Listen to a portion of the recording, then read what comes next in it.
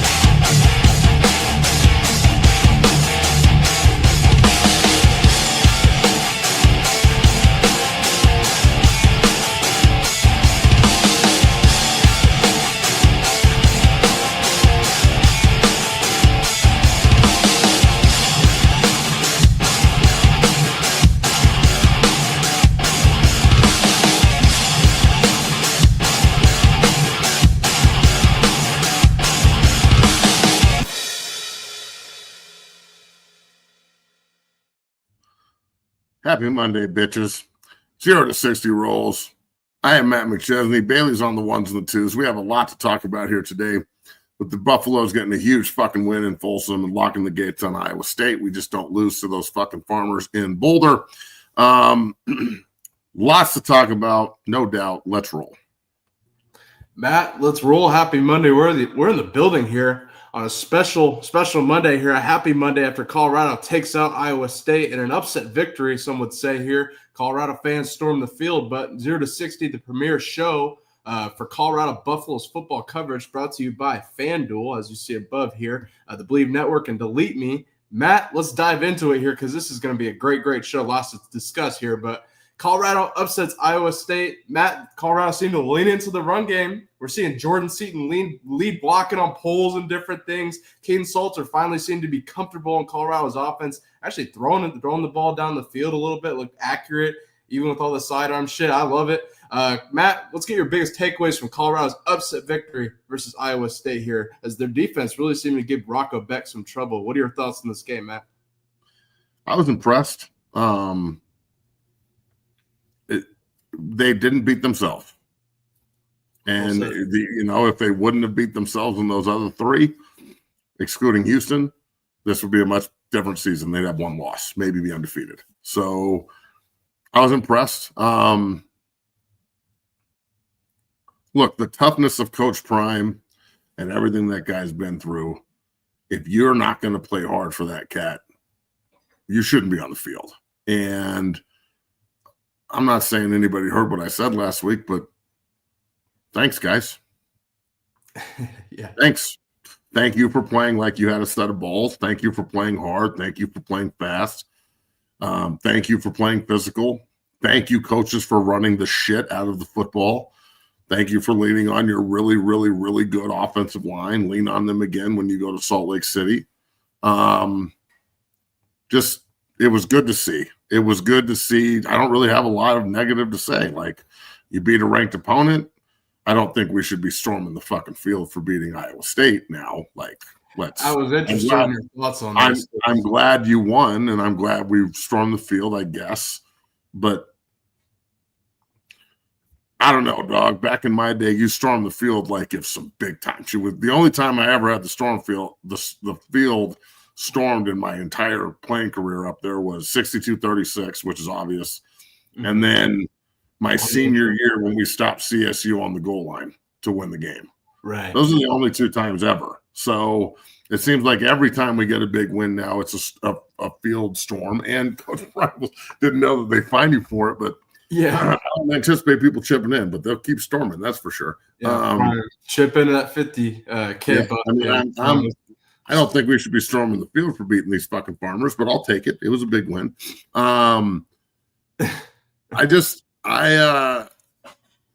I was very impressed with how the team came out and played and just how they rebounded. And look, Salter made everybody eat crow. Go do it again. Yeah. Now that you've shown everybody offensively from a coordination standpoint and from a playing standpoint that they can be pretty lethal, then God damn it, that's what I expect to see the rest of the year. I expect them to see it, and I expect them to get better. And I really hope that this is a work week upcoming and not a vacation. You have not earned a vacation. You're 3-4. You're 1-3 in conference. I know this is a big game, but I'm not going to sit here and fucking blow job everybody on Monday and act like we're where we want to be. You've got a week off to get ready extra for Utah in Salt Lake City. Their quarterback is a huge pain in the ass. Devon Dampier. They just beat Arizona State 42-10 without their quarterback, but still beat them 42-10. Quarterback doesn't play fucking defense. So, like, Utah is a really good team, and after last year's ass beating in Folsom, I'm sure that Kyle Whittingham is going to want to put it on us in Salt Lake City. So, I really hope that this isn't like, hey, we're going to take a couple of days off and everybody can travel home. Fuck all that. Nah, let's stay in Boulder and get better. This is football season. It's not vacation season. You know what I'm saying? Like, this isn't go home maybe on the weekend. Go home on Friday. Come home on Sunday. That's what airplanes are for. You've got NIL money. You can afford a ticket. Yeah. So I really hope that this is a work week for them because they can get healthy and they can get better.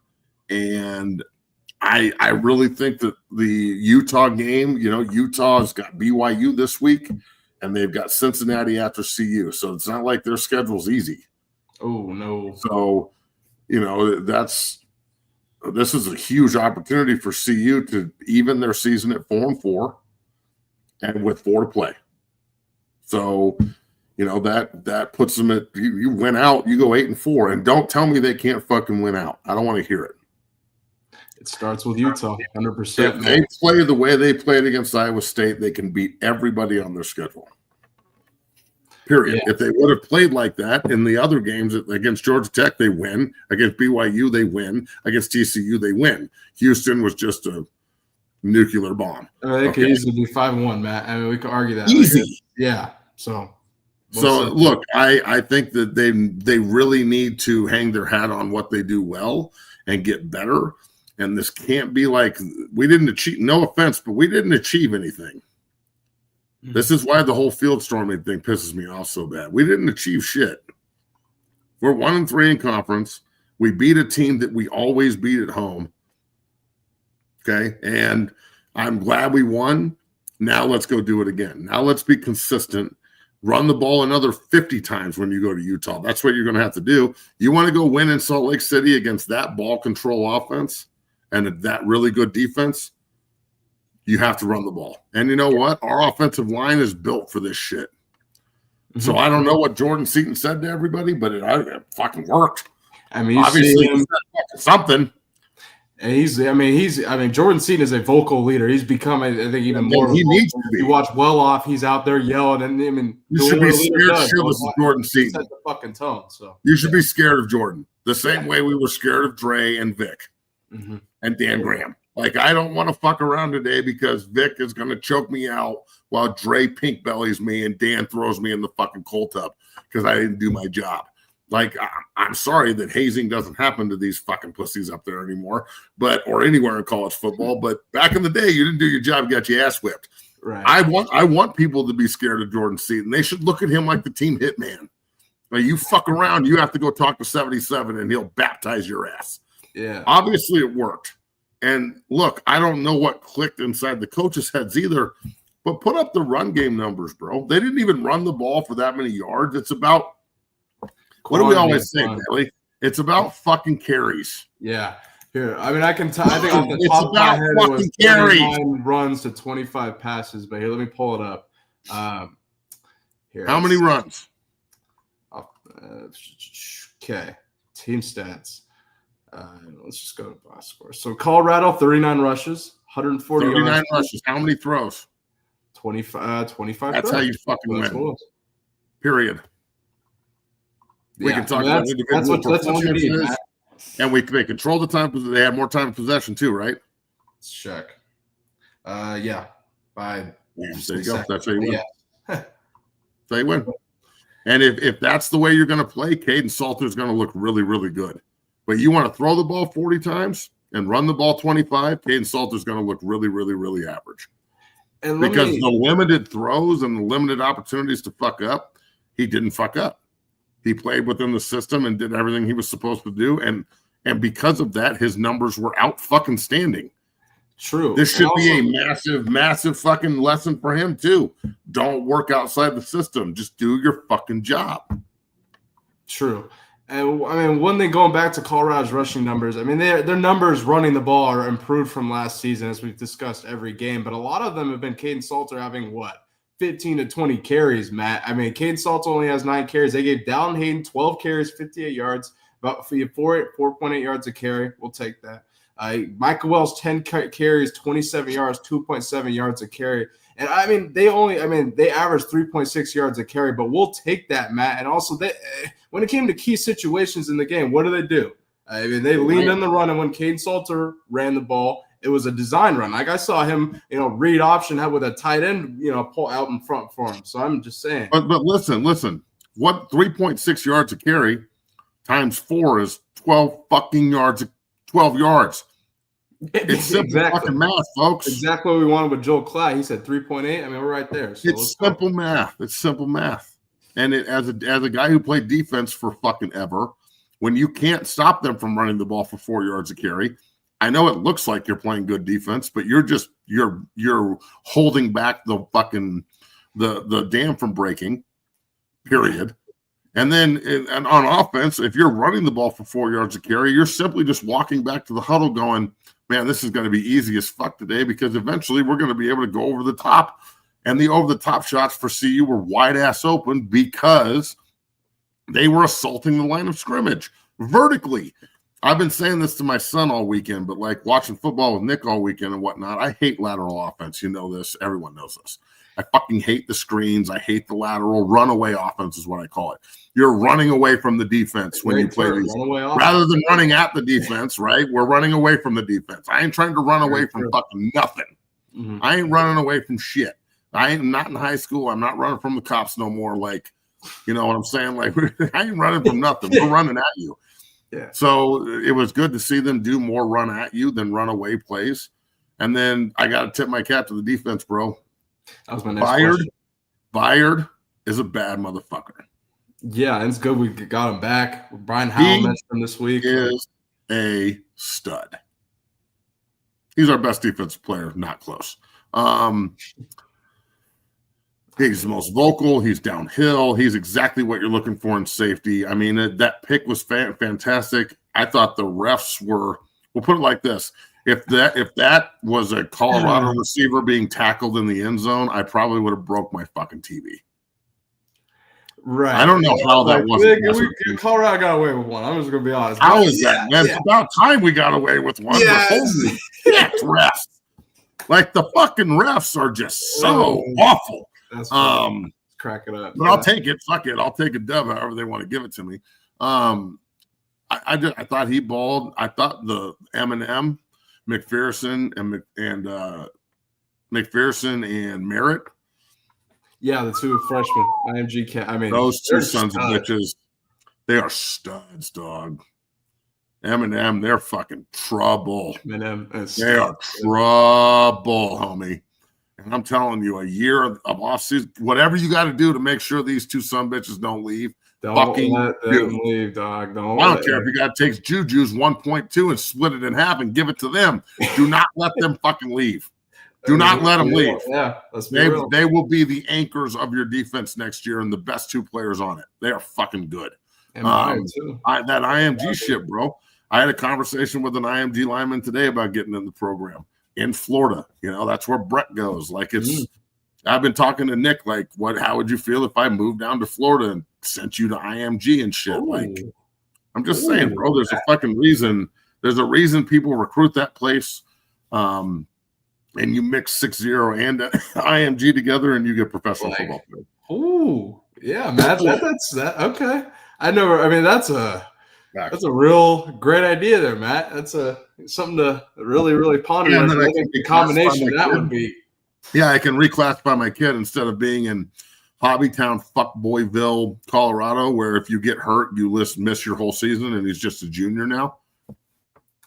I mean, how about fuck you? How about he gets to reclassify and do his sophomore year over again, you commie bastards? But that would never happen in Hobbytown because they're just about running through kids through. It's about numbers. Remember that every communist organization in the world is just about quantity, right? Not quality. That's no fucking surprise here in communist land, Colorado. Yeah, I can. It's that way. All I'm saying is the defense is really good. Yeah, I thought that the three techniques played well. They were downhill in a hurry. Did Iowa State get some shit on them? Yeah, they did. They're a good football team. That's the thing. Like we beat the team that played for the Big 12 title last year that had everybody coming back. Like that's ranked, that had their back against the wall. Yeah. Now I don't know what the fuck Matt Campbell was doing. Oh. This is the second straight week where I watched Matt Campbell. What was Matt Campbell doing? I mean, he's losing his mind. Okay, anyway, go ahead. Yeah, I feel like he was so angry he forgot to coach. Yeah. Well, he got the penalty at Cincinnati. I mean, he lost his shit. He's losing. He needs to. That game pissed me off too. Like they really ran them over. But now to come to Folsom and Look, I'll take it. I'll take the dub. So. Yeah, man, I'm impressed. I thought it was a great win. You know, I'm not going to sit here and overblow it. It's time to move on and get ready for Utah. But again, a lot of this is how they approach the bye week. If everybody's off Wednesday, Thursday, Friday, Saturday, Sunday, I'm going to be pretty fucking pissed. Agreed. We should be practicing we should be off today. Okay, you're off today. You earned that. Victory Monday. Enjoy your day. Okay. Tuesdays come in, we'll fucking lift and run and get stretched out and have a nice rehab day. And we are fucking banging Wednesday, Thursday, Friday, get on a plane Friday afternoon, go home, fucking bang the girlfriend, go hang out with your boys, do whatever the fuck you got to do, get your ass back in here Sunday and ready to go Monday to beat Utah. 3 straight days of getting ready for the Utah Utes and their physicality, not fucking Monday's recovery, Tuesday's a walkthrough, Wednesday we practice, Thursday, Friday, Saturday, Sunday, Monday off. Fuck that shit. We got to get to work. Well said, Matt. It's time for Colorado to get ready to take on Devon Dampier. Just build on this, right? Utah in Salt Lake City. And it's going to be build on this, bro. You got the momentum now. Build on it. Build on it. Let's go. Man, the goals, you got to look at, they can win out and get to a bowl game, win a bowl game. That's something that's, extremely significant for CU.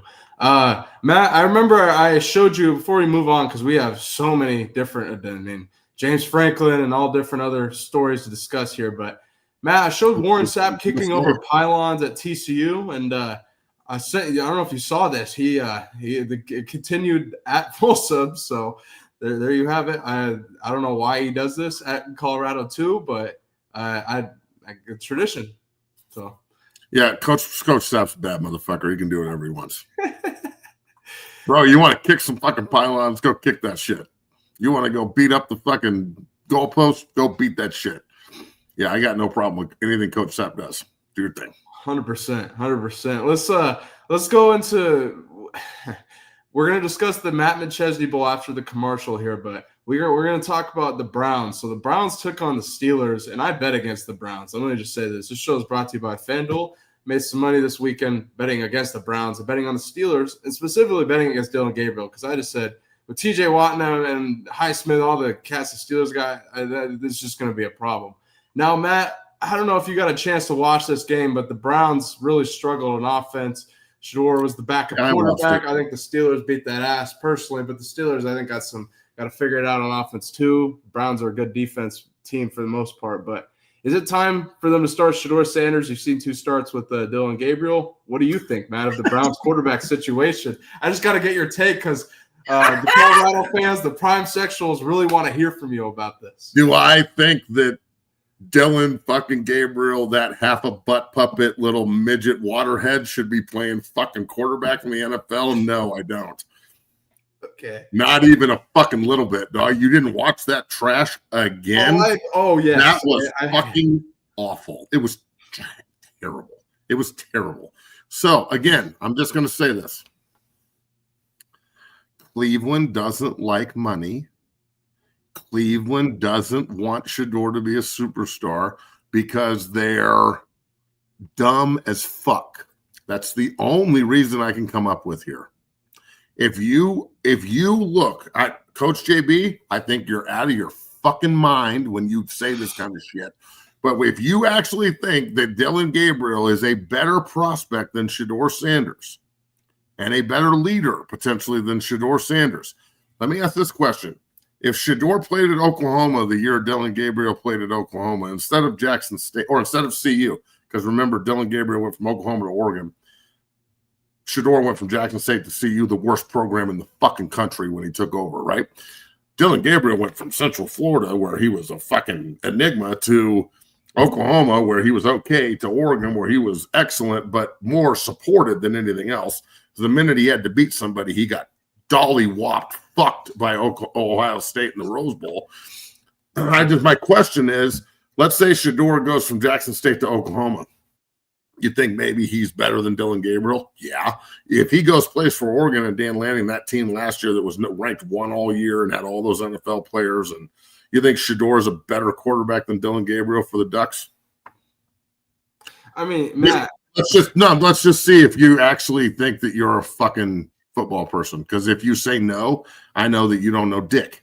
All right. And now you actually want me to believe after watching Dillon Gabriel play that he is a better option than that kid. Okay. You can keep rolling with this because you sound like the fucking adult who still believes in Santa Claus. You're a fucking moron.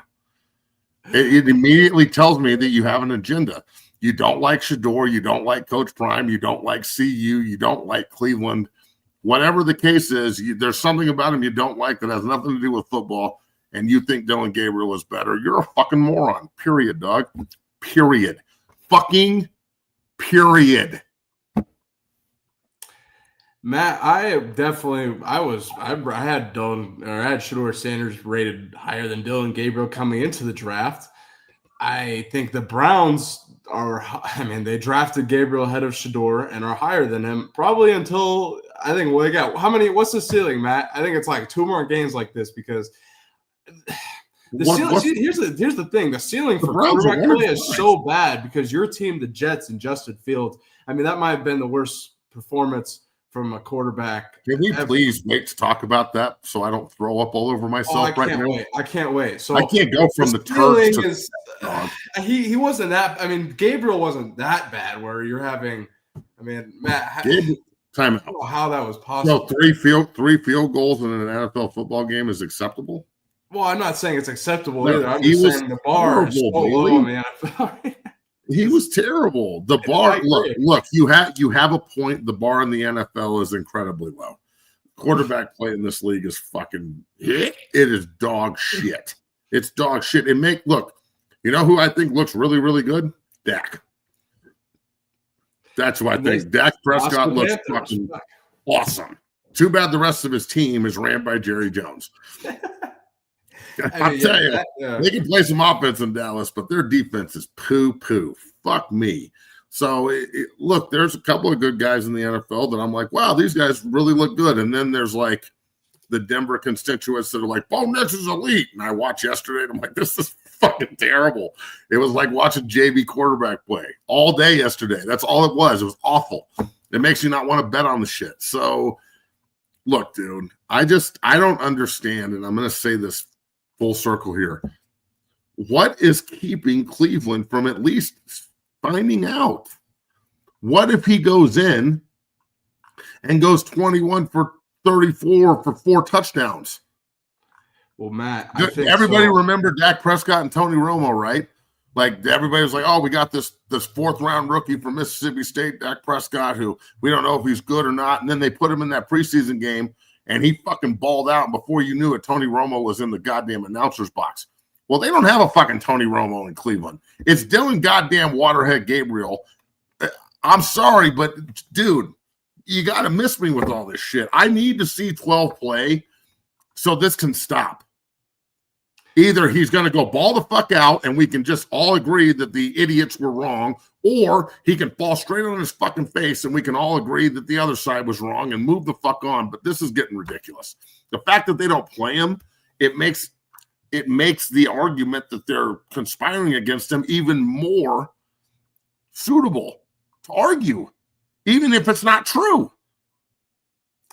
Here, let me ask you this: what's the ceiling here with Gabriel? If he struggles the next 2 games, they're 1-5. Who do they play next?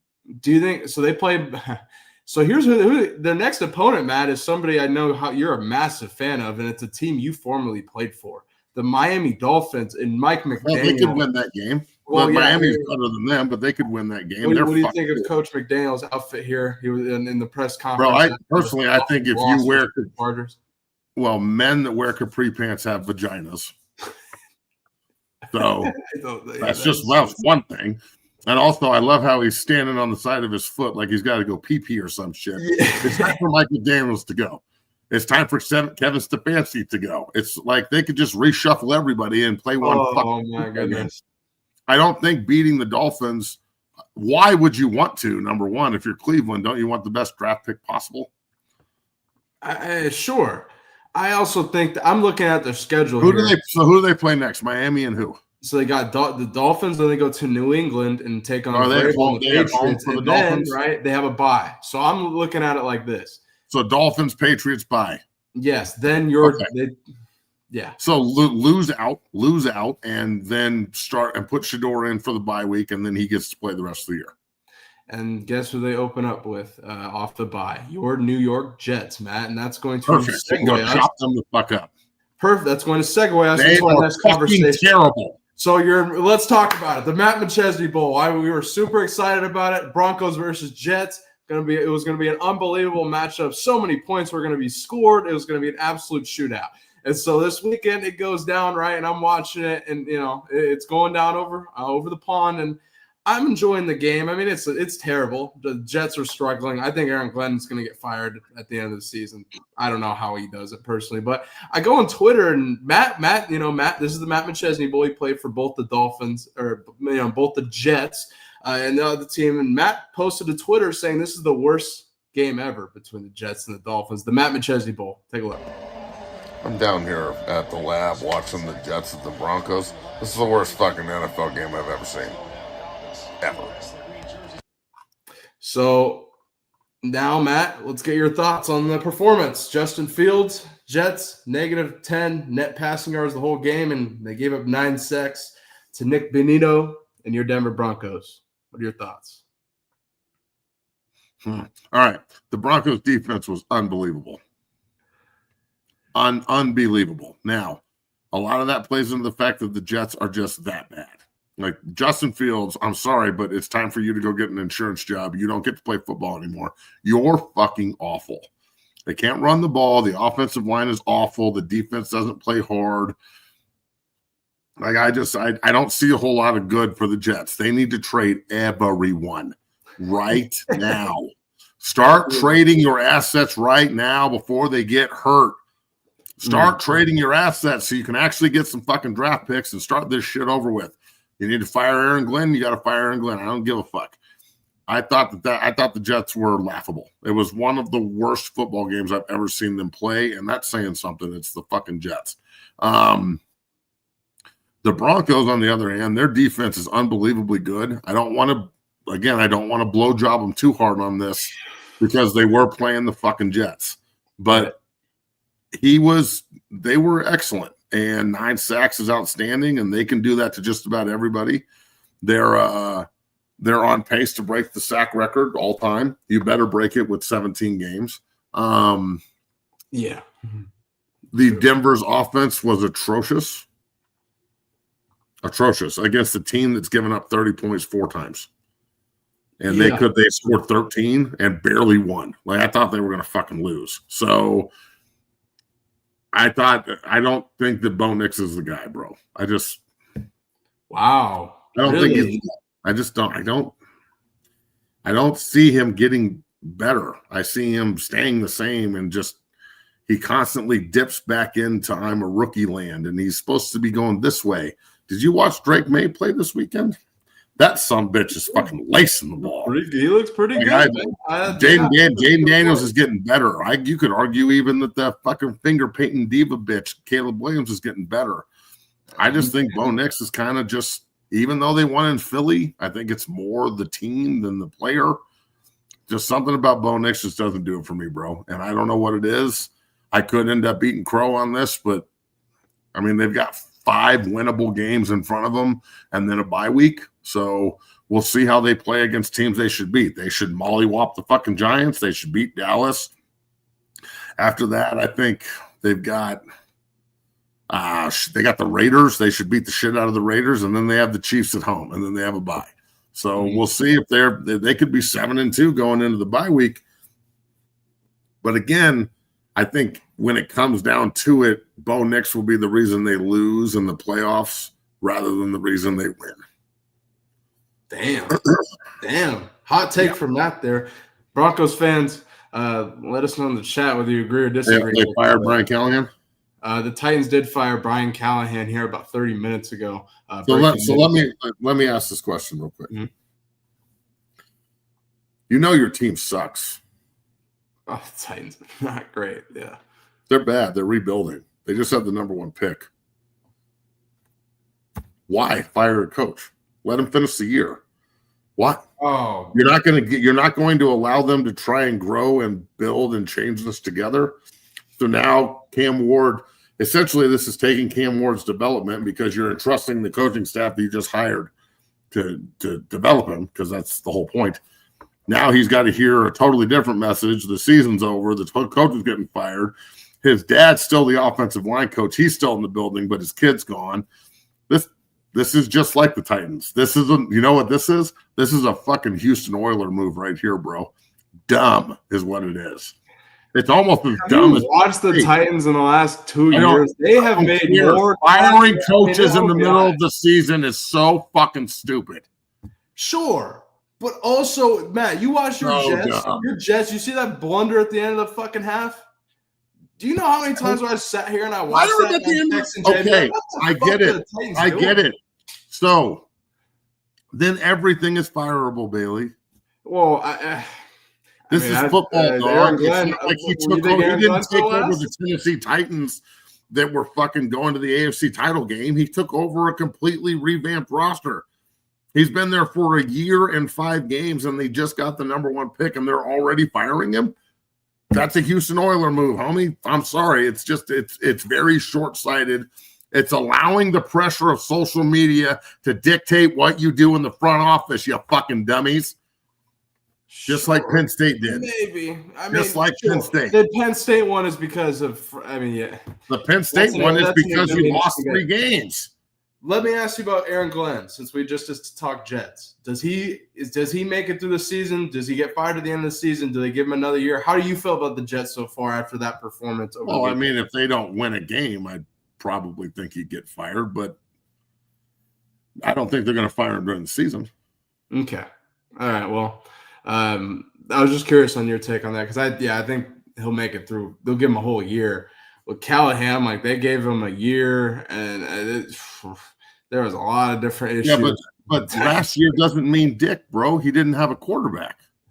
If he would have drafted Cam Ward last year, number 1, and they were in year 2, week 5, they're 1-5, and they're the worst offense in football, and Cam Ward isn't showing progression, okay, fire him. But he just got the kid. Well, I'm not defending the moves of the Titans organization. They fire GMs and then coaches at different. They do all kinds of weird shit with their front office. So I'm not defending it. What I saw on the field from the Titans when it came to like clock management, like basic shit, where I'm like, what the fuck are they doing? It happened. I mean, I don't know. I've been living in Tennessee watching it for a couple years. Hold on. Bad. Colorado's a sorry program, bro. Coach Prime actually win if he came to Penn State. Who the fuck are you, dog? Colorado's a sorry program. Hey, come on, man. Who the fuck do you think you are, dog? Where do you think you are? Also, dumb fuck. Are you serious? A sorry program? What? Again, how old are you? Fucking 12? Well, then, we probably think we're pretty shitty. But if you can actually Google, maybe you could fucking see what you're talking about. Is Penn State historically a better program than CU? I don't know. How many natties Penn State got? When's the last time Penn State won a natty? 1980 motherfucking 6 with Joe Pa? Yep, pretty much. CU won one in 1990, so I guess we got 4 years on you there, bro. Exactly. I was going to say. So I don't want to, it's Penn State playing the Big Ten. Yeah, they do. Big fucking deal. Like, come on, man. It's not a better program. It's a different program. Do I think Coach Prime is going to go to Penn State? No. Are you fucking guys serious? Why is every time a job opens, somehow Prime would be better there than here? Did they not go 9-4 last year, win a fucking Heisman and every other award you could win and go to a bowl game? That's winning. That's winning to me. Did not Coach Prime not just have surgery less than a week ago and then coach in the game? Like, he had blood clots and he cares and coach in the game. I'm like, dude, I think he's pretty dedicated to CU, and I mean, give me a break with this. Every firing, it's Coach Prime to Arkansas, Coach Prime to Penn State. Every fucking time, bro. And look, has CU had down years since 2004, 2005? Yes. No one's saying they haven't. But, bro, don't sit here and act like fucking Penn State of every school out there has been the most dominant program in college football. Come on. There's a reason they just fired Franklin. Now, do I agree with it? No, I don't. I think it's fucking ridiculous. Number one, you owe him $50 million. He just made the Final Four last year. I think it's extremely short-sighted. He just lost Drew Allo. The new coach isn't going to come in and change fortune. Their season's over. Mm-hmm. It's over. They're 0-3. Their guys are dropping like flies. The fucking quarterback that was supposed to be first round is out. He's probably going to medical and come back. Yeah. So then so instead of just riding with James Franklin and seeing if next year he can pull out of this, you just cave. Without social media, Bailey, this doesn't happen. This is the fucking general manager and the AD sitting up there in the fucking press box reading Twitter and social media and going, oh, well, everybody hates him, so we got to get rid of him. You're in that job because you're supposed to know more than all the fucking morons in the stadium that don't know shit, that are just out there waving pom-poms. No offense to the fans. Y'all are awesome. But your football knowledge is about as long as fucking pinky dick. Yep. So come on, man. I mean, this is just every year, Matt. You don't fucking build. You don't build a monster. Look, did he struggle with Michigan and Ohio State? Yep. Let's see. Does everybody struggle with Michigan and Ohio State when they're good? Yep. The last two national title winners. What was his record? Like 100 and over 100 wins for sure. 104 and looking at 45 losses. 104 and 45 in 10 years? Yeah, 12 years. That's 10 fucking wins a year every year, you spoiled ass fucking babies. Penn State, you just made the Final Four last year. You're spoiled. You're fucking spoiled, you little bitches. And now you just fucked yourself. Matt Rule's not leaving Nebraska to go to Penn State. He always said he's not. Even though he was an alum, I don't think he leaves. So who are you going to hire? That's what I was going to say. You're not getting better here because I don't know. Matt Rule can make Matt Rule spoke on it today, saying, "I love James. I love Penn State, and I feel for James Franklin. I don't know if he'd leave to go to Penn State. I mean, you could argue, oh God, who could you see leaving their current program to go to Penn State? Is that really like on the JB show this morning? The whole question was, is this a top 5 job in college football? And I'm like. It's a top 10. It's a top 10 job in college football. I don't think it's a top 5 at all. Not especially not. You remember what Urban Meyer said? Urban Meyer, and you can say what you want about Urban being a fucking piece of shit, but he's a good college coach. There's no doubt. Great college coach, yeah. He was saying, look, you lose in Columbus and the world stops. You lose in Michigan and the world stops. You lose at Happy Valley, and they're like, well, see you next year, coach. They don't give a shit. They're happy with the environment. so that's my thing is, are you so spoiled that 10, 11 wins and Rose Bowls and first round draft picks and badass players everywhere and fucking sold out stadiums and Final Four in the playoffs, and now that's not good enough? And if it's not, that's fine. But okay, if that's not good enough and you want to make that next step, then you have to commit everywhere. You can't just blame it on the coach. It's not just on James Franklin that they can't take the next step. It's got to be systemic from top to fucking bottom. The same way Ohio State and Michigan operate, and other places, Saban in Alabama when he was there. Like, it's just they operate differently. That's why they constantly win. I think it has to do with his top 10 record, Matt. I mean, it's that is the mounting thing on social media. And then you drop the game versus Oregon, fine. But then, I mean, you can't drop UCLA a 20-point favorite. You're a 20-point-plus favorite, and UCLA, I think it was like 25. And then this game, Northwestern, you're 20.5, 21. Yeah, but okay, but time out. Is UCLA really that bad, or were they just not coached? Looks to me like they weren't being coached, because the minute they got rid of Deshaun Foster, roll, homie. I don't know what that team is like. I don't understand. Who'd they play? They have Noel Mazzoni back there too. Like, that's the thing. Noel Mazzoni. JB mentioned this. Noel, who coached Jerry Neuheisel, but yeah, Noel's a badass. Noel coached me in New York. They look like a whole different team here, Matt. Totally different team. We came on here 4 weeks ago saying that was the worst team in college football, one of the worst college football teams we've seen in a while. Now we're like, shit. Nico looks a lot better, a lot more confident. Dude, fucking UCLA wins out. They're going to play for the fucking Big Ten title. After going 0-4 in conference, they're 2-4, and they can play for the Big Ten title.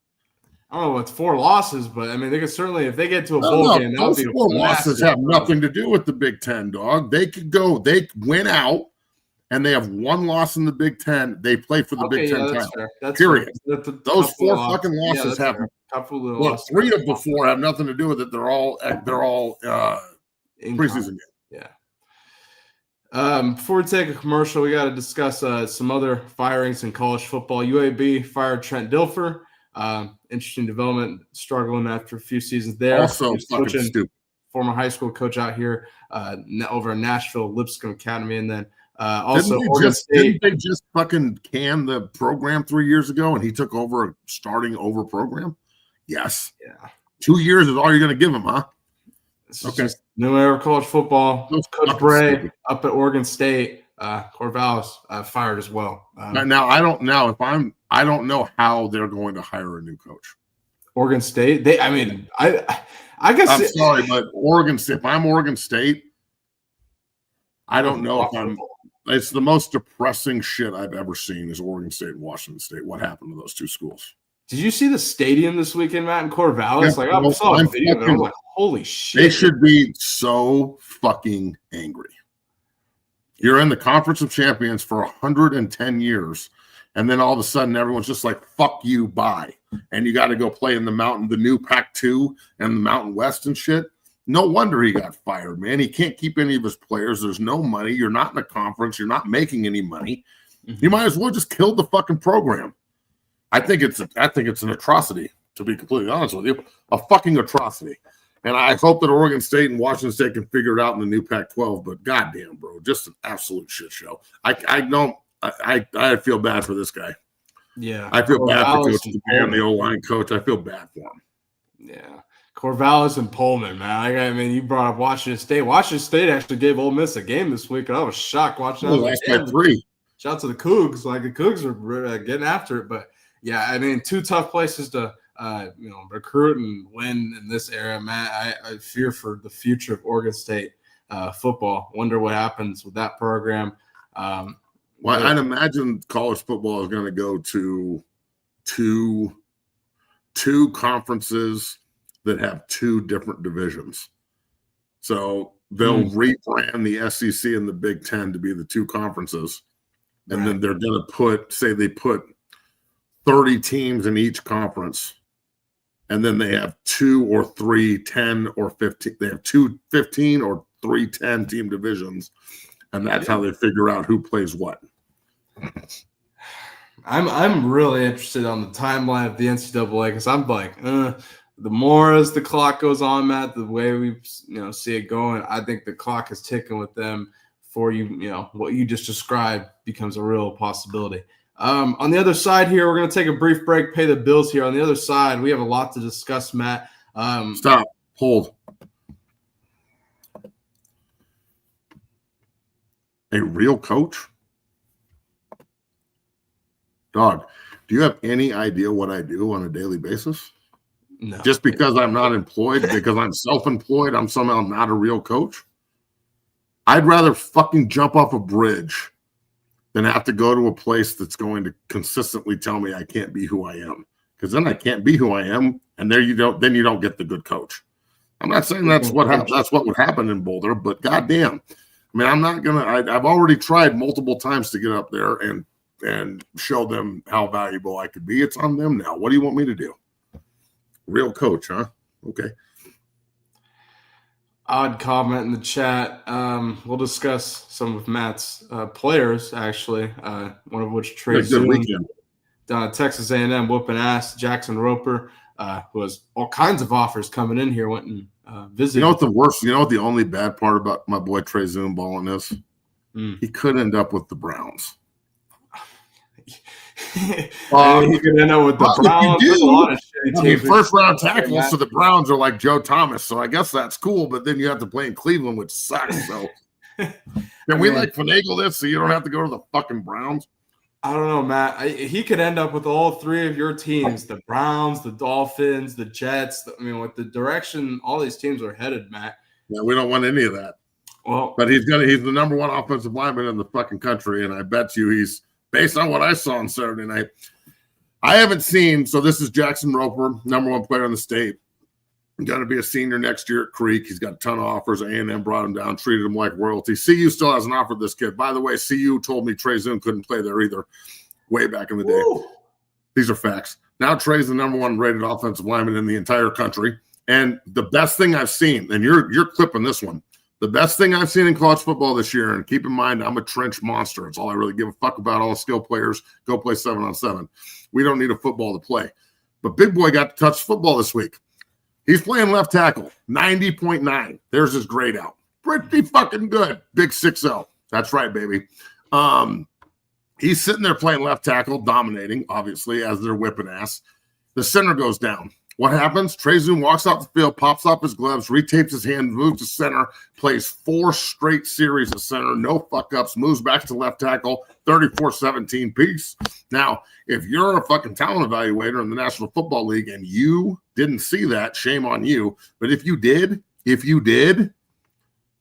back up the Brinks truck for fucking 6-0 because that boy's about to get fucking paid. But let's make sure we don't recruit him or the next one or the next one or the next one or the next one or the next one. Yeah. Shout out to Trey Zoom. Unbelievable performance. Like you just mentioned, Matt, the ability to do that, go from left tackle to center, back to like this too. Casually, the center went down and they were like, "Pray!" And he was like, dun, dun, dun, dun, and ran out and played center. He's 6'7", 330.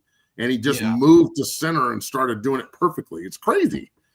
And you and I talked about Trey, working with center, at center for A&M in the offseason. I had talked about it with Carter Corrales, who's the beat writer, 247 A&M. Had him on my show and discussed that a few months ago. And now to see it actually happen is, him to do it like that. Never happened. That's essentially like Trent Williams moving to center. Yeah, literally. That's Trey Zoom he started since his redshirt sophomore year. He started every game for A&M since his redshirt sophomore year, and now he's a redshirt senior. Damn. That's 12 games, 15, and then all of a sudden he's playing center. It's fucking crazy. I've never seen it happen like that before. So just hats off 6-0, bro. You continue to amaze your coach, and I cannot wait to see where you go in the draft and, the fortunes that you change for some lucky franchise. So I'll tell you, if you're an NFL offensive line coach, and I'm going to be calling my buddies that I know and saying, if you don't take this kid, if you have the opportunity to, you're fucking crazy. I am going to reiterate it again. If you don't want a 15-year left tackle, that's smart, tough, competitive, and likes football and works his ass off and really, really understands the positions he's in, please pass on Trey Zune. Shout out to Texas A&M. This show is brought to you by FanDuel. Matt and I are going to discuss Monday Night Football betting here because we got 2 games. I like this one. But my pick of the weekend was Texas A&M over Florida, -6.5, and cash. High Wisdom says, CU only recruits flamboyant loudmouths with minimal talent. Well, I'm loud as fuck, homie. Wow. I'm loud as fuck, and I thought I was pretty good. I disagree, but that's I also disagree. Here's a Heisman in your face. Yeah, exactly. On the other side, folks, we got a lot to discuss here still. Pound that like button, subscribe, become a member of the Dungeon family. If you'd like to leave a super chat and ask a question or two, go ahead and leave that, pound that super chat button, leave a donation. We'll answer your question real quick here. But, Matt, we got to discuss all type of things on the other side here, including Joey McGuire and Lance Leipold going at it after Texas Tech takes out Kansas, and Texas Tech fans were throwing tortillas and all different type of things on the field, and Coach Leipold was not happy about it.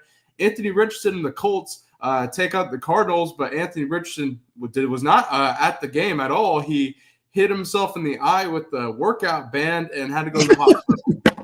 Okay, so we got to discuss that. Angel Reese is now a Victoria's Secret model, so we got to discuss that with Matt. Oklahoma State fans, Oklahoma got their ass whooped by Houston, but that didn't stop their fans from having a good time. So you're telling me Richardson was stretching and he stretched too hard and the band came off and smacked him in the eye and broke his orbital bone? Oh, yes, that's exactly what happened, Matt. That is some Jim Carrey Dumb and Dumber shit, bro. That's not supposed to happen. That's also not the only thing. There was another injury. Charvarius Ward got injured in Colts warm-ups too. Doing what? Jerking off fucking Chicago backhand style? How do you get hurt in fucking warm-ups, man? I don't know.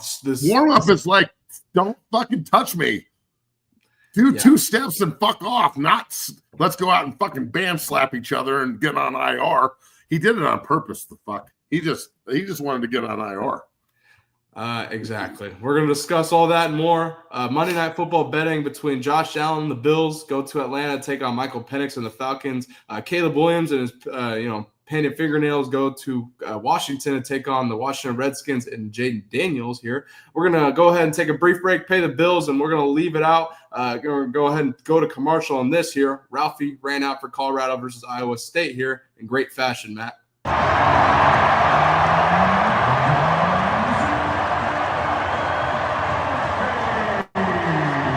Let those some bitches running, dog. Wagon motherfuckers. That's what it's supposed to look like. When that thing is fucking 2 tons, I'm telling you, that's going to be fucking super intimidating. Look, I understand that some of you prime sexuals don't get it because you saw the DEI buffalo that they tried to hire for 2 years that was a total piece of shit, and we already turned into buffalo burgers. This one's got shit together. The buffalo we were used. My only beef is they're not really running out behind it. This is what I mean. We used to be like, stop right there. Stop. We used to be like, you see the 2 people that are in the back hanging on for dear life? Mm-hmm. We would be like right behind them running. Mm-hmm. So you're looking at the buffalo's asshole while you're chasing it. You know what I'm saying? Like, right. They start too late, bro. Gotta get behind that motherfucker. That's what's so intimidating about it. Yeah. Nonetheless, moving. Ralphie the 7th, I think his name Brandy, is certainly moving to say the least. And Colorado redeems himself with an upset win against Iowa State. We'll be back on the other side to discuss all the crazy shit I just mentioned earlier. And can't wait, guys. This is going to be a great second half of the show. We'll see you guys in 2 minutes. Pound the like button. Peace.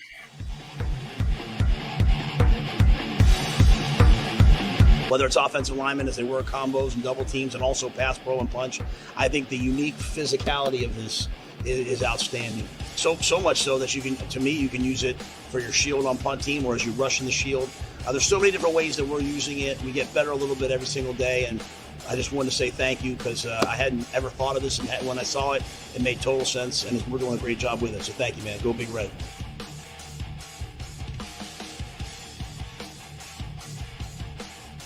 What this has done for us is it's allowed us to, because of the surface area, because of its firm nature, I can still strike against another player and have to use that punch just like you do on a sled.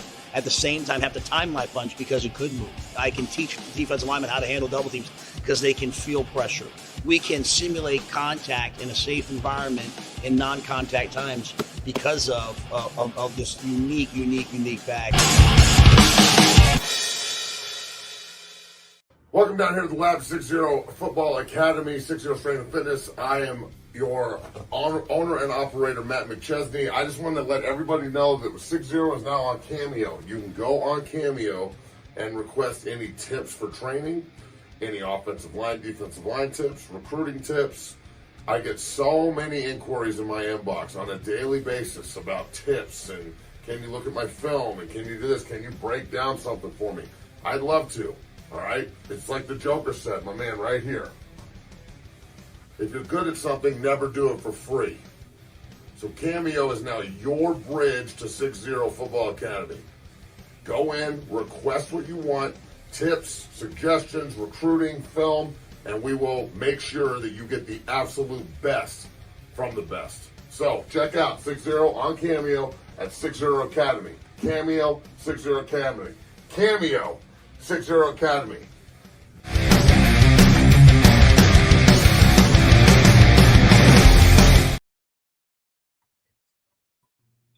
We're back here, Matt, in the building. Go ahead and pound that like button, subscribe, become a member. What happened? So like on TikTok, we just hit 322,000.7 followers, which means absolutely dick. It doesn't mean shit. Who gives a fuck? It's not like you get paid more for the followers you have, which TikTok, what the fuck? It's because it's a bunch of fucking communist Chinese that are just watching me on TikTok. I know what's going on. Okay. And they're like, fuck that. We're not paying for that. They're smart. Yeah. But like on TikTok, there's this, I'm going through and it's like a random ass page from Hen Ho Bo 36 of my guys. And it's just like 10 moments from 60 over and over and over and over again. There's reposting your shit. Okay. Yes, it's people reposting my shit, but then not tagging me, the fucks. So why don't you just report the account and say they're getting me followers, dog. Oh, more people are seeing the product. So is it really? I can't keep people. I'm not going to these people are stealing they're stealing it because it's good. So let them run with it, man. I'm with it. Because I see it Why everywhere. I started posting them on your story awesome. over the weekend. I was laughing. I was like, I think Matt's like, he's like, fucking. Why are people using your content? People are using my content because it kicks ass. That's why. I don't see anybody. They fucking laugh at the hit videos, and everybody fucking overreacts whenever somebody loses a pass rush rep. And you want to know why I make everybody do pass rush with t-shirts on? Do you want to guess, Bailey, why I make everyone do that? With t-shirts on? I don't know. That's a good one. Because every single motherfucking camp that these kids go to is one-on-one pass rush in motherfucking t-shirts. And they offer people off of these camps. Oklahoma's t-shirts, Texas's t-shirts, Colorado's t-shirts, Nebraska's t-shirts, Oklahoma State's t-shirts, Tennessee's t-shirts, Ole Miss's t-shirts. This is a 100% fact. Wow, well said, Matt. Shit. Hey, Peter, at least this is you, and I'm a coward. Hey, Peter, I will fuck you up. Peter, why do you watch this show to just say that shit? Yeah, Peter. Kyle, I seen your bitch ass in the chat. You just sit here to talk that shit. You don't actually. What do you? Dog. You don't want me at this smoke, boy. I'm fucking full of piss and vinegar these days too. I want to fight motherfuckers. So please, for the love of God, come down to the gym and let me sugar stomp your ass. Well, they won't. They don't do that. I know. They don't do that. They don't do the in person. We have better luck getting a mass shooter at the gym. Trust me, they don't do the in person thing. It's all through the phone. Let's go, Peter. I want to fight, dog. I can't even lift my left shoulder. Matt, he's 5'3", bro. Good, even better. Matt, I'm stick his little ass in the fucking microwave. Boop, boop, boop, and we're rolling. There's a reason this doesn't happen in person. Matt, let's go to Lubbock here. Let's address this. So the Texas Tech fans, despite the Big 12 outlawing the tortilla throwing, that doesn't stop them at all. As Texas Tech whoops Kansas' ass. Look at this one. Oh, Jesus. Me? Coach, are you fucking serious, dog? I would whip JB's. I love JB. I love JB to death, but all he would do is kick me and run. Because if I get my hands on his bitch-ass quarterback ass, it's over. Or yeah. Quarterbacks aren't tough; they're smart. Fair. Anyway, let's go to Lubbock. Like I mentioned, Big 12 outlawed the tortilla throwing. That didn't stop the Texas Tech fans. As Texas Tech whoops Kansas' ass, Coach Leipold takes issue with Coach McGuire as they shake hands post-game about the tortilla throwing and other shit, I guess. Take a look.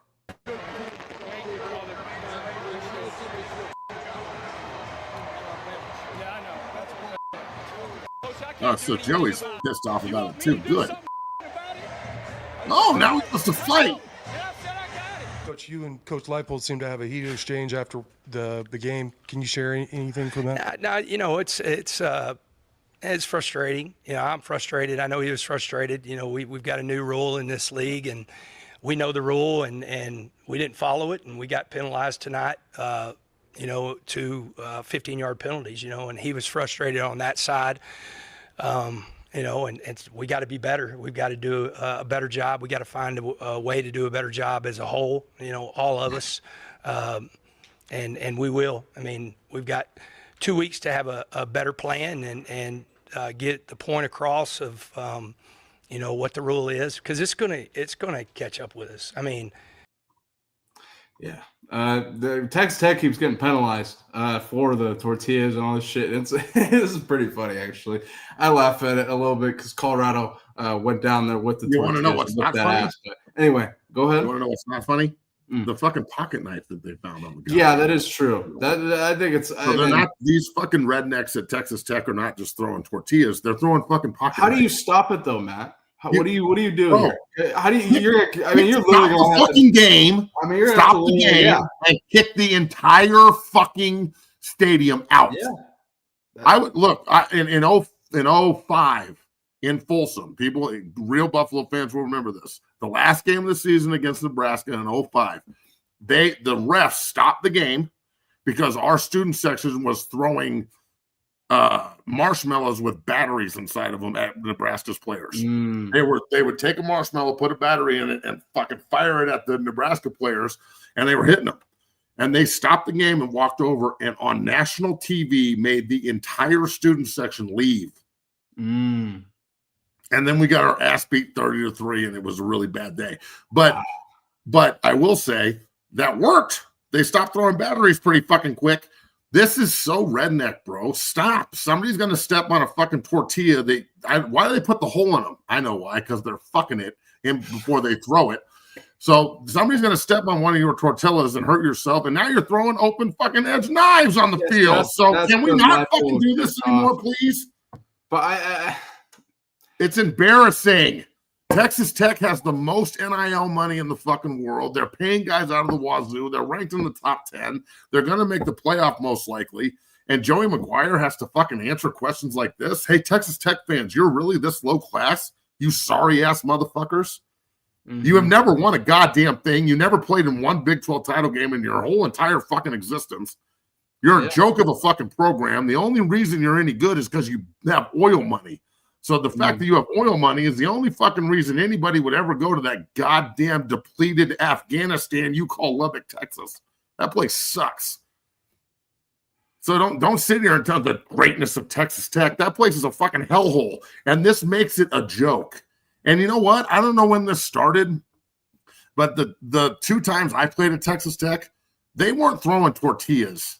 And I know Mike Leach was the coach, and he's a classy motherfucker. God rest his soul. But, bro, like, they weren't throwing anything on the field. We were just playing a football game. Right. Like, when I'd never seen that before last year when they played CU and they started throwing tortillas on the field. I didn't know they did that shit. And I think it's the dumbest fucking tradition in college football. It might be the most ridiculous thing I've ever seen. I mean, it's really stupid. I mean, I'll be honest. I love tradition in college football. It bothered me when they throw it on the field in like Colorado. Like Jimmy Horn, LaJonte, or whoever, one of them's on a return slipped on it last year. And I remember, I think we did a live watch party. I was like, why did they slip? Like, this is the problem. They didn't even do shit about it. The Big 12 outlawed made a rule, but that ain't done nothing. They got to figure that shit out quick, Matt. Well, like they need to fucking find millions of dollars in order for this to stop. Millions. Like not a $50,000 fine and a slap on the wrist, like a $10 million fine.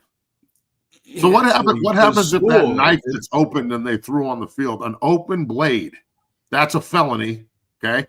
And you hit somebody. How do you get that in the fucking stadium? That's where I'm confused. How do you? Come on, dog. It's not hard to fucking sneak shit into a stadium. I guess, but like fucking.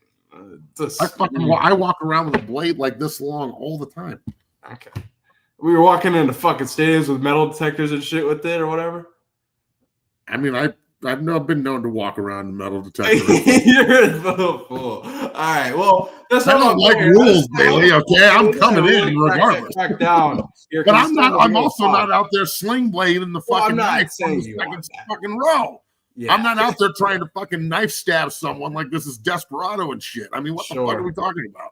Yeah, they gotta. I mean, they gotta crack down on security. They definitely have the money to do it, so they gotta figure that out. Let's check in on Oklahoma State. Mike Gundy's been fired. They're really having a down season. Houston Cougars, Willie Fritz, whooped that ass. But that didn't stop the fans in Stillwater, Matt. I don't know if you got a chance to see this, but all of the fans in Stillwater here are, circling. I don't know. Who do you see as a candidate for this job going forward, Matt? Because I think they're in a conference where they can win, and they have won in the past. Ryan Silverfield. Memphis. Should be the next head coach at Oklahoma State. That would be that's a good one. Yeah. I like Ryan a lot. He's a great dude. He's done an unbelievable job at Memphis. He stayed there for like 6 years as the head man. I think it's time for him to move on. I think he'll figure that out this year when they go undefeated and maybe don't make the playoff. Really? Well, shit, like, think about it. If say they lose one game and don't make the playoffs, or they're undefeated and don't make it, who would you take? Does Navy have to play Memphis because they're still undefeated? I think it's between Memphis and South Florida, and because I thought it was North Texas. I thought North Texas was they're out team. Then South Florida whooped them, and I was like, okay. Now I'm like, it's between South Florida and Memphis, in my opinion. I don't think Navy's good, but I think I think South Florida is a better team. Yeah, well, look, I think he's probably done his time at Memphis long enough. That's fine. I would see him jumping to one of these jobs. Yeah, I think Silverfield at Oklahoma State makes a lot of sense. And Zach on chat, Memphis plays USF next week. That's gonna be a hell of a game in Memphis too. I did not know that. That's gonna be a hell of a matchup next week. Look forward to that. I definitely will be betting that game. Probably that's a tough one. I gotta see where the spread's at, but that's gonna be a hell of a game next week, Matt. We already mentioned it though. Anthony Richardson. It was Sunday morning. I saw a story that the Colts made Anthony Richardson the quarterback 3, and he's inactive, but it seemed really odd. So I did some more digging. Turns out he, during pregame warmups, he struck himself with an elastic band. It says after an issue. I'm trying to think, man. Warming up, you could think about how this would happen. You've used bands before. Anyway, band hits him in the eye, causes orbital eye fracture, and he had to go to the hospital. So no Anthony Richardson, but Colts take care of business against Kyler Murray, mental midget, and the Cardinals. So interesting, Matt. What are your thoughts on this? Anthony Richardson. This is just ruthless. This is ruthless. It's kind of funny, but it's also shitty. This is just it's a bad look, quote unquote, for AR5. Yeah, man, this is just all bad. There's nothing good about this. This is almost as bad as getting hit by a fucking golf cart. This isn't the only thing that happened in Colts warmups, though. I don't know what in the hell is going on with the Colts warmups, but Charvarius Ward was injured in Colts warmups as he ran into Colts tight end. I have not gotten word on who this tight end is, but Damn, he fucking he laid his hit him ass out. hard. And like knocked him back here with a concussion. Like he hit him hard. Fucking the shit out of him. Yeah. What the fuck is happening? So I don't know what happened in the Colts warm-ups. Within about 20 minutes, this came out, and I was like, I mean, there's 2 injuries, so I don't know. Colts took on the Cardinals without Kyler Murray, though. They have Brissett. It was like 8.5 point, spread, but interesting. Shane Steichen. Nia says, Matt, you would love to see what you look like with your shirt/hoodie off. Let me see those muscles, dude, with the eyeglass emoji. What's your response, Matt? This ain't OnlyFans, son. Yeah. What the fuck does this look like? You want to see my big 340-pound as sexy ass without a shirt on? I bet you do. Let's move forward. We actually got you throw $100 sup in there, and I'll take my sweatshirt off. Yeah, you want to talk about shit. Well, OnlyFans the fuck out of this. $400. Let's go. Kevin Glenn, $20 donation. Shout out to you. He says, Coach Jeff. Matt and Bailey, what do you think about UCLA's resurgence? Excellent show as usual. Man, give a lot of credit to Tim Skipper, man. Really elevated that team. Jerry Newhouse on that offense looked like, that offense was completely different. The whole team looks completely different. But, Matt, what are your thoughts on UCLA? Look, I know the Newhouse well. Tricky Ricky offered me when I was a sophomore in high school up in the fucking that ward when he was a coach at CU. Jerry's been an assistant there forever. He played quarterback there. He's UCLA to the bone. It is awesome seeing them have this kind of success, bro. Like this isn't like some NFL team that's 0-6 and they get 2 wins and you're like, great story. This is a bunch of fucking kids at UCLA that the first 4 weeks of the season, I have never seen a worse football team in my life. Yeah, and then all of a sudden they play Penn State and Michigan State and they look like fucking world beaters, bro. Yeah. They didn't just beat Penn State. They beat Penn State into oblivion to fire their coach. They didn't just beat Michigan State. They fucking murdered Michigan State on the road, where now in Michigan State land, they're sitting there going, did we really hire the right guy in Jonathan Smith? I'm hearing Jonathan Smith fired things after 3. I'm man. UCLA is a coach killer right now. You play UCLA, seriously. You better be fucking like you need to play so hard you want to keep your job. That's the way UCLA is coming at people right now. Like you lose to us, you're going to lose your fucking job. How's that sound? And I'm telling you, they're 2-1 in the Big Ten. What's the rest of their schedule? Let's see here. I think let's see here. They whooped Michigan State here. Michigan State falls 3-3. UCLA takes on Maryland at home and then goes to Indiana. Okay, they can beat Maryland and they can beat Maryland in the Rose Bowl. Maryland's good. They got a rookie quarterback. They're good, but that's a hard trip. Malik Washington is a dude. Hard trip from Maryland to UCLA to play in the morning. Hard trip. That's a tough travel. Yeah, it is. I'm going to tell you, I'd take UCLA in that game. At Indiana, they're not beating Indiana. At Indiana, host Nebraska. Indiana might be the best team in the country, dog. Yeah. Indiana's fucking good, homie. What's up? Indiana's really good. Indiana legit. Indiana, I picked Indiana. Did you know that I went fucking 13-1 Saturday? Oh yeah, let's talk about betting for the weekend. The only fucking game I lost all day was Missouri. Oh, really? Yes. Go back and check the tape on Friday. Put up the graphic for Friday, and we'll go through all the games that I picked. I had a terrible college week. Actually, Notre Dame covered and Texas A&M covered, so those were my 2 picks. But I was like 2-3, so I didn't think it was that good. But NFL, I went 4-0, and so I picked Seahawks. I picked against Dylan Gabriel. I picked the Steelers. Starting Thursday night. I'm going to continue that, by the way. Yeah, you did call the Seahawks. Smith and Jigba is a fucking monster, dude. Dude, he's a dude, man. And I'm like, I always had a question mark whether he could be like a 1. Like he could easily be a 1. He might be the best. He might be the best receiver in football right now. Seriously. Think about the Ohio State fucking wide receiver room, dog. Marvin Harrison, Chris Olave, Garrett Wilson, Smith and Jigba, the fucking freak for Tampa. You can't say his fucking name. That receiver, Abuka. That guy's a fucking animal. They were all there at the same time.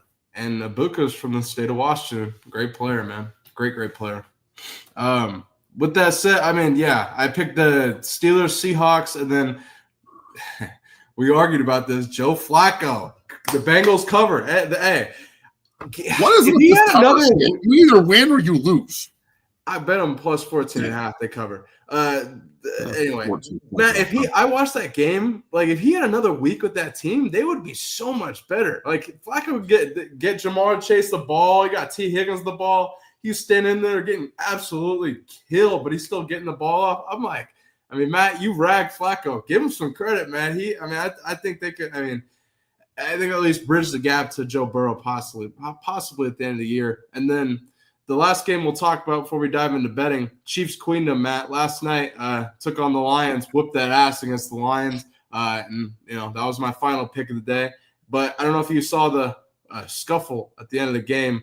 Brian Burns. Another open hand slap. What are your thoughts on this? Because Juju, I think it's real easy to slap Juju in the mouth. It's hilarious, but I don't know. What are your thoughts, Matt? I think that if you set the precedent at the beginning of the season that an open hand slap is acceptable, then an open hand slap is acceptable. And he went up there and open hand slapped Juju. Oh my God, he slapped Juju like Juju stole something out of the fucking cookie jar, dog. Well, Juju's reaction was like, Juju is a fucking. He was like, he got palmed. He was like, look, like that in my life. You don't necessarily want this, but I think that the NFL community is fed up with Kansas City. Kansas City didn't have one penalty called against them last night. All their fucking tough games were at home. The league caters to Mahomes like no one else. I think they're tired of Travis Kelce. I think the NFL fucking hates Kansas City, and the other 31 teams are really fed up with them. That's what this looks like to me. And I also think that Kansas City looks – they look pretty damn good, Matt. They do look good. They look they're good. Anybody who thinks that as long as they have Patrick Mahomes under center, okay, regardless if Andy Reid stays there the whole time or not, as long as they have Mahomes, they're going to be good. Yeah, I agree. Period. When he retires, then they'll start over again like everybody else. Yeah. The way it works. You get a franchise quarterback, you ride him for 15 years, try and get some titles, and then fucking on to the next one. Bingo, Matt. Well, the Queendom gets it done. Takes out the Lions. We'll see how the Lions bounce back next week. But let's dive into games tonight here. We got all kinds of betting to discuss here. This show is brought to you by FanDuel, Matt. And I want to discuss some, Super Bowl odds here. This show is brought to you by FanDuel. Before we get to our Monday Night Football picks, Matt, Super Bowl odds here. Do you have a pick at all? Any teams you like on this list here? Any teams that off the list you would like here? I look at this, and I mean, the Rams are the team that sticks out to me personally. Plus 1,600. That's like I like that a lot because I think the Rams are going to be in the Super Bowl this season, at least out of the NFC. Matt, what are your thoughts here? Your Broncos. Hey, Logan! What? You didn't plug my computer back in, man. Come plug it in for dice. Thank you, son.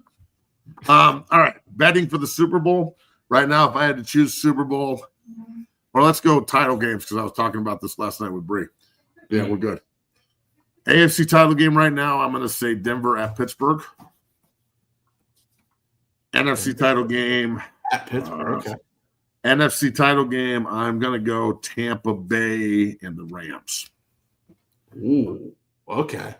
That's going to be Baker Mayfield's the MVP in the NFL right now. And he's balling. Baker's balling, man. He's fun. And their whole team is hurt, and they're still killing people.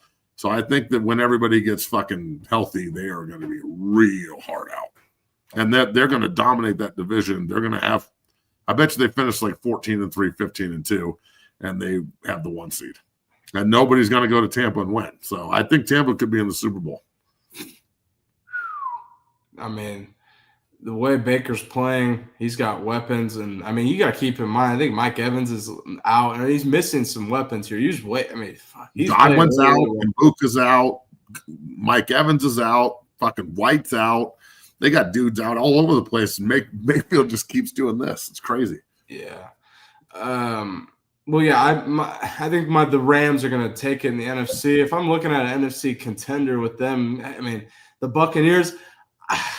I'm not going to say it's a homer pick, but the Seahawks, Matt, the Seahawks look really fucking good. Like I hate to say, I mean, I'm not saying it's a homer pick, but I look at the Seahawks. It's the first time I've said this in a couple of years. Really I'm good. like, damn, the Seahawks look really fucking good, especially defensively. They're giving people issues, which I think is, I mean, McDaniels or McDonald, who they brought in. Shout out to Nathaniel Lassick, $10 donation. Matt's take on Dylan Gabriel's head is hilarious. I get Fred Flintstone and Barney Rubble vibes when I see that Chrome Dome or the Lollipop Kids in Munchkin Land or on the Wizard of Oz. We represent the Arvin Army.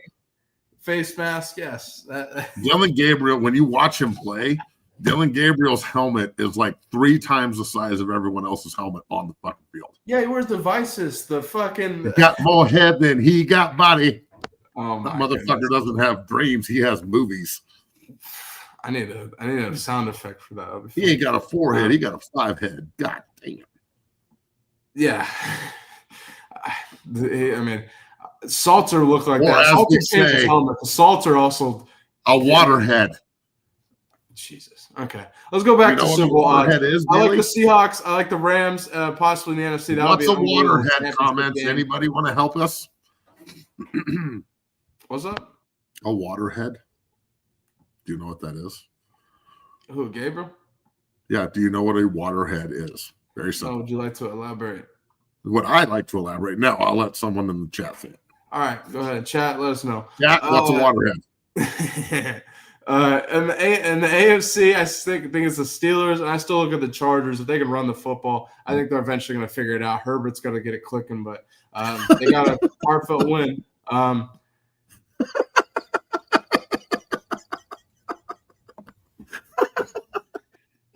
That is exactly correct. I thought there was a deeper. Everybody that's wondering why Bailey doesn't know anything Bailey doesn't watch movies. He doesn't listen to music, so he wouldn't understand any pop culture references and or jokes.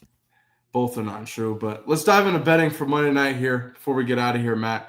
Are you going to bet on the fingernail painting Caleb Williams? I know he's. Are you sure? Yes. My bet.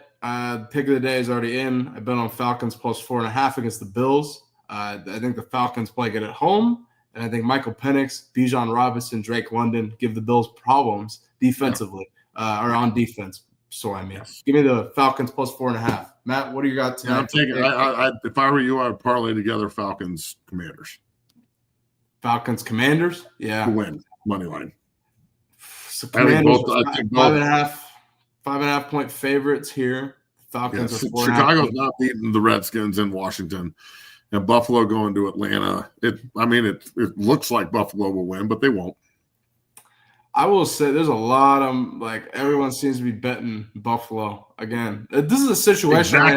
Exactly fucking why you should bet Atlanta. This is what I ran into last night. Everyone's betting the Lions. I'm like, this is why I'm gonna bet the Chiefs Queendom. That's why you bet the Chiefs. Everybody on Thursday night was betting the fucking Eagles. What did I say? That the fucking Giants would run them out of the park, and they did. So yeah, just don't listen and don't make money. That's the way fucking things work anyway, right? Yeah. Matt, I can't wait for this week of football, though. Tomorrow there's some great, football matchups. I mean, technically, there's football every single day for the next 40-something days. Can we talk about the MAC tomorrow, please? Yes, we're going to talk about all sort of MAC matchups. Big Smitty played at Ball State, so I'm sure we're going to have to cover that. They play at some point during the week. But man, yeah, raised by the Amish. And I was raised in Seattle, dog. You tripping? But Matt, like I mentioned to you earlier, they'll say that in the chat, but if they'll see you in person, it's going to be a different story. Very simple. But Matt, give me the Falcons. Have a good day. Okay. Give me the Falcons plus 4.5. Both of the totals are at 49.5 right now, Matt. I lean under in the Falcons-Bills game and would lean over in the Bears-Commanders. What are your thoughts? I think both games will be high scoring, honestly. You think both games could go over? I would take the over on both of them, yeah. Ooh.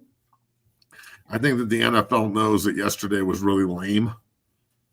and they're going It to make was sure kind of slow. they want to wasn't it? make sure that tonight is not. It was kind of slow, wasn't it? It was fucking shitty. Yesterday's game sucked. Yeah, college was much more exciting. Much more exciting. I mean, Oklahoma. Tons of guys hurt. It just sucked top to bottom. So, all right, I got to go. All right, we'll see you guys tomorrow. Pound the like button, subscribe, become a member of 060, the premier show for Colorado Buffaloes football. Enjoy your Monday. Peace. Peace.